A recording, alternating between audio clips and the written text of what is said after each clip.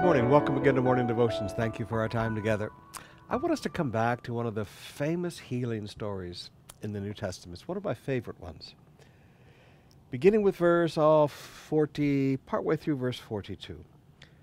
And as Jesus went, people pressed around him. And there was a woman who had a discharge of blood for 12 years. And though she had spent all her living on the physician, she'd spent everything she had on doctors. She could not be healed by anyone. Nobody could heal her.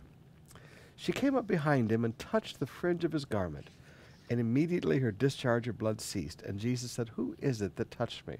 Now go down to verse 48. He said, "Daughter, your faith has made you well. Go in peace." Now I want you to learn a principle here. I'm not teaching rebellion, but I am teaching, I'm not sure what I'm teaching. I'm teaching faith. Sometimes faith will have you break the rules of men to receive the blessings of God. Now I want you to notice this woman. Number one, she had a problem with bleeding. When women were having that type of a problem, they weren't allowed to touch men. And forgive me, an Orthodox Jewish woman to this day will not touch a man. I can remember standing in the airport in Tel Aviv at a beautiful shop that sold silver things, and they had this nice little silver lion that I was looking at. And I was asking the lady how much and decided not to do it. And, to be polite, I was going to shake her hand and say, "Thank you very much for your help. I'm sorry, not this time." And I reached out my hand to shake her hand, and she recoiled from me. Because with Orthodox women, you don't touch a man. That's not your husband.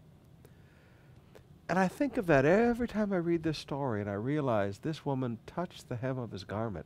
And she's not just a woman, she was bleeding. See, even today in Orthodox families, if a woman is having her monthly, the husband sleeps in a separate bed. He's not even allowed to sleep in the same bed.